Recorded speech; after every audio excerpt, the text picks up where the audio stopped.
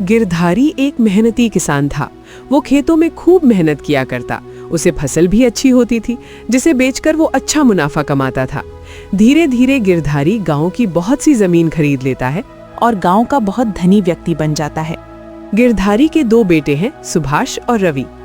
एक दिन गिरधारी अपनी पत्नी सुमन से कहता है, हमारे दोनों बेटे बहुत ही अच्छे हैं, पर इन दोनों में मैं संपत्ति का बंटवारा करने का समय आ गया है। आप बंटवारे में इतनी जल्दीबाजी क्यों कर रहे हो? अभी उन्हें संपत्ति से दूर ही रहने दो। आज नहीं तो कल हमें ये सब करना ही है। अगले दिन गिरधारी दूसरे गांव जाता है।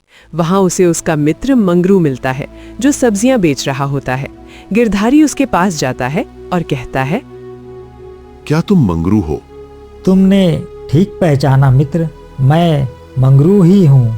पर तुम तो इस गांव के बड़े जमींदार थे, तुम यहाँ सब्जियां क्यों बेच रहे हो?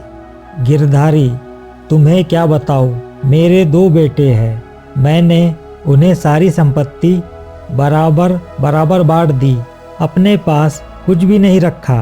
संपत्ति आते ही वह दोनों सब कुछ बेचकर शहर चले गए और मुझे यहाँ अकेला छोड़ दिया। अब तुम रहते कहाँ हो?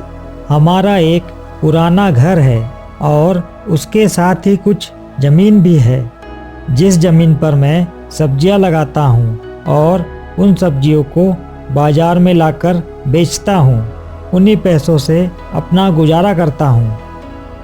मंगरू को देखकर गिरधारी को बहुत बुरा लगता है। गिरधारी मंगरू की कुछ मदद करके वहां से चला जाता है। गिरधारी एक जगह रुककर सोचने लगता है, अगर मेरे बेटों ने भी मेरे साथ ऐसा ही किया तो मैं क्या करूंगा?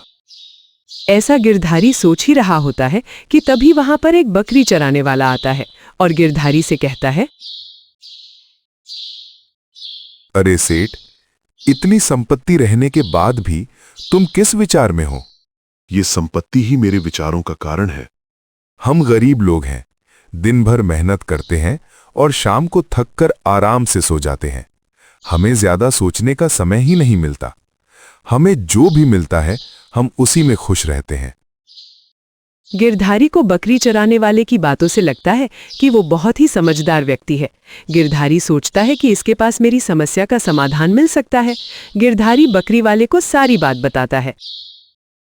तो ये बात है, तुम सारी संपत्ति किसी एक को मत दो। तुम संपत्ति के 3 हिस्से करो, 2 हिस्से दोनों बेटों के और 1 हिस्सा तुम्हारा। पर उन्होंने संपत्ति मिलते ही उसको बेच दिया तो, या उसका सही उपयोग नहीं किया तो? तुम एक काम करो, दोनों बेटों को 1-1 पौधा दो और उनसे कहना कि इसे दोनों अलग अलग लगाओ। जिसका पौधा ज्यादा बड़ा होगा उसी को अधिक संपत्ति मिलेगी। पर ऐसा क्यों?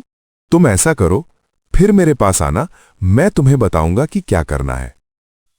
गिरधारी घर जाते समय 2 आम के पौधे लेकर जाता है और अपने दोनों बेटों से कहता है, बेटा, ये पौधे आम के हैं, इन्हें तुम अलग अलग लगा दो और इनका अच्छे से ध्यान रखना। जिसका पौधा सबसे अच्छा और बड़ा होगा उसे संपत्ति का अधिक हिस्सा मिलेगा। सुभाष और रवि दोनों पौधे लगा देते हैं। सुभाष अच्छा और ईमानदार था, वहीं रवि चालाक और लालची किस्म का था। वो चाहता था कि उसे ही अधिक संपत्ति का हिस्सा मिले। ऐसे ही समय बीतता रहा और अब सुभाष और रवि के पौधों को देखने का समय आ गया था। सुभाष और रवि, तुम दोनों ने अच्छा काम किया है, पर सुभाष का पौधा रवि के पौधे से 2 गुना बड़ा है। मैं कुछ दिनों बाद तुम्हें संपत्ति दे दूंगा। ऐसा कहकर गिरधारी बकरी वाले व्यक्ति के पास जाता है और सारी बात बताता है। सारी बात सुनने के बाद बकरी वाला गिरधारी से कहता है, तुम सुभाष को संपत्ति का बड़ा हिस्सा दो। ऐसा क्यों, जबकि पौधा तो रवि का बड़ा है?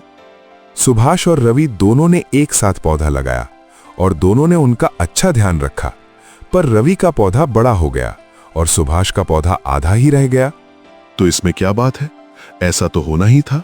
शर्त तो यही थी कि जिसका पौधा बड़ा होगा वही अधिक संपत्ति का मालिक होगा। यही, सुभाष एक ईमानदार इंसान है, वो अच्छा है, पर रवि ऐसा चाहता है कि संपत्ति का अधिक हिस्सा उसे मिले।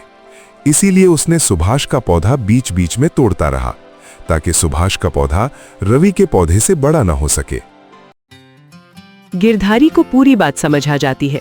वो रवि और सुभाष को कहता है, सुभाष, तुम्हें संपत्ति का अधिक हिस्सा मिलेगा। पर पिताजी, पेड़ तो मेरा बड़ा था। हाँ पिताजी, शर्त के मुताबिक पेड़ तो रवि का ही बड़ा था, तो अधिक संपत्ति रवि को ही मिलनी चाहिए। सुभाष, क्या तुम्हारा पौधा कभी तुम्हें टूटा हुआ दिखाई दिया है? हाँ, वह 2-3 बार टूटा था। वो रवि ने ही तोड़ा था ताकि रवि का पौधा अधिक बड़ा दिखे और संपत्ति का अधिक हिस्सा उसे मिल सके। गिरधारी अपनी संपत्ति का बड़ा हिस्सा सुभाष को दे देता है।